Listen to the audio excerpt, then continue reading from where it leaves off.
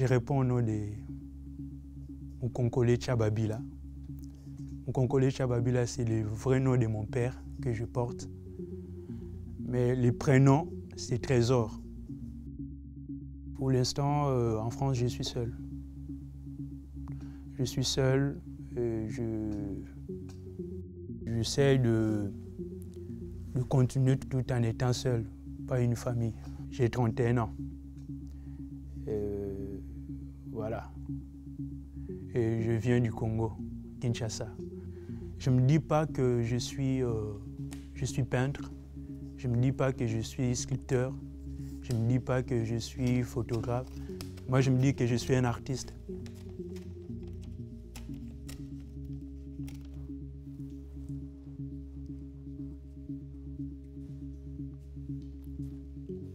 Je m'inspire beaucoup plus de mes émotions, mon environnement, mes intentions, mon vécu.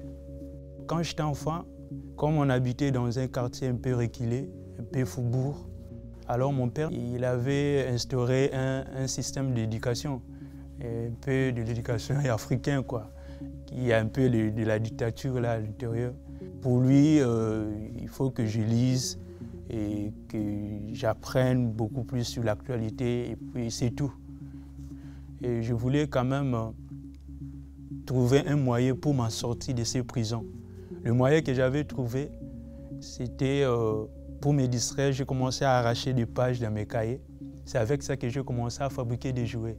J'arrivais quand même à créer un monde en moi, un monde imaginaire où j'étais comme un dieu qui coordonnait tout. Je pouvais voyager, je pouvais naviguer dans un bateau. À partir des papiers, je pouvais créer des scènes, je pouvais raconter l'histoire. Et c'est à partir de là que mon père a compris que j'étais un artiste.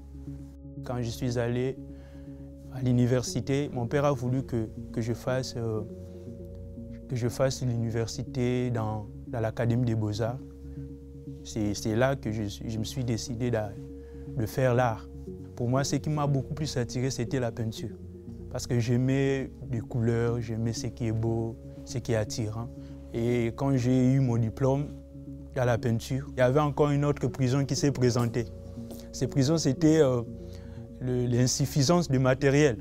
Parce qu'au Congo, là-bas, des matériels de la peinture coûtent énormément cher. Et là, j'avais des difficultés même pour acheter des toiles. J'avais des difficultés même pour acheter de peinture. Et je me suis noyé vraiment dans le silence. Et j'avais du mal à marquer ma présence au milieu d'autres artistes.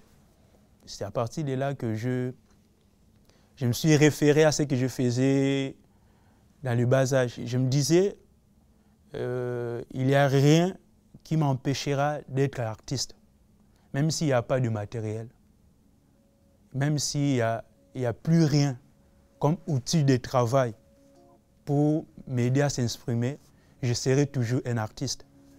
Je me suis décidé de commencer à marcher dans des chantiers, ramasser des emballages de sacs ciment. C'est avec ça que j'ai commencé à fabriquer mes premières œuvres. J'ai trouvé qu'avec ça, je peux commencer à faire ça comme un genre de spectacle, comme un magicien qui se met au milieu des gens, commencer à fabriquer des œuvres d'art avec une forte vitesse, tout ça. C'est à partir de matière papier que je me suis lancé à faire de l'art un peu engagé, quoi.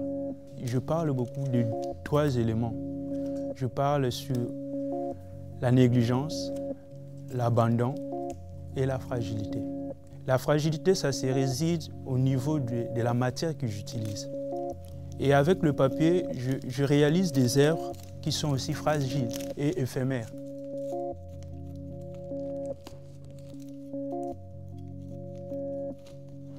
La fragilité de l'intelligence.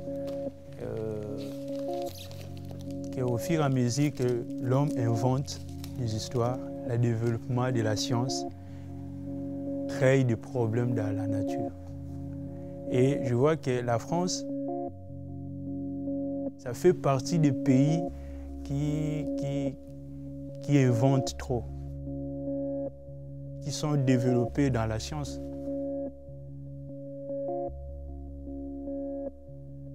Et toutes ces inventions créent des problèmes dans la nature. Depuis que je suis arrivé en France, quand je rencontre les gens, à leur observant comme ça, leur regard déjà, ça s'explique beaucoup de choses. Tu peux comprendre de quelle situation il est en train de traverser. Quand je marchais, quand je rencontrais les gens, le fait de regarder tout simplement à leurs yeux, je comprends qu'ils ont des très sérieux problèmes. Il y a des problèmes non exprimés, quoi, en quelque sorte. Et chacun a ses problèmes à lui. C'est pourquoi dans mes portraits, j'ai toujours l'habitude de coller de vrais yeux. La première exposition que j'avais présentée, c'était par rapport à mon environnement. Là où j'habitais avant, c'était un quartier qui semblait être abandonné, négligé, tellement reculé qu'on appelle Kindele. Dans ces quartiers, il y avait pas mal d'érosions. Chaque fois qu'il pleuvait, il y avait des maisons qui partaient. Et la démarche, c'était de peindre dans chaque maison qui était en voie de disparition. J'avais utilisé la photographie, le panorama de la photographie pour raconter l'histoire de ces quartiers. Et je me suis inspiré de la toile d'araignée. Ça représente l'état d'abandon d'un lieu. Quand je suis allé l'exposer au Centre culturel français, il y avait la visite du gouverneur. Et devant tous ces ambassadeurs, il avait l'air souriant. Mais quand il m'a regardé, il m'a parlé dans notre langue maternelle, me disant « Mais pourquoi tu vends l'image du pays ?» Et du coup, après l'exposition, j'ai été interpellé à la police. Je suis allé là-bas, j'ai fait un long discours pour expliquer qu'est-ce qui m'a poussé à faire ça. Et du coup, il fallait payer, corrompre tous ces militaires pour qu'on me laisse tranquille.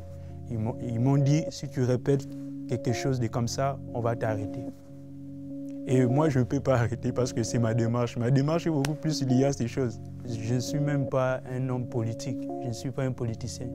Je suis juste un artiste qui s'inspire des choses que je vois. Moi, je me dis que l'artiste a un rôle dans la société. L'artiste peut devenir la voix des sans-voix. Et je sais que je suis précieux pour ces quartiers, et je suis précieux pour ma famille, et je suis précieux pour le monde. Et je suis un trésor.